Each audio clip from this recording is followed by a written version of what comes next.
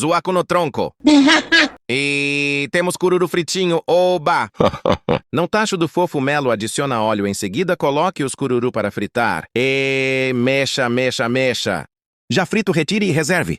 O chefe Zoaco no Tronco nos conta que aprendeu essa receita em um restaurante colombiano com o Masterchef Subucua, em seu restaurante A Boca da Larga, enquanto viajava com o seu primo José Lumecelco, enquanto comia burritos com pimenta chunguaboga. E lembrando que esses condimentos de tempero foram comprados na quitanda Lopes Toma Boga. Com o vendedor, o vôlei bota e lá sempre tem promoções na compra acima de R$ 50.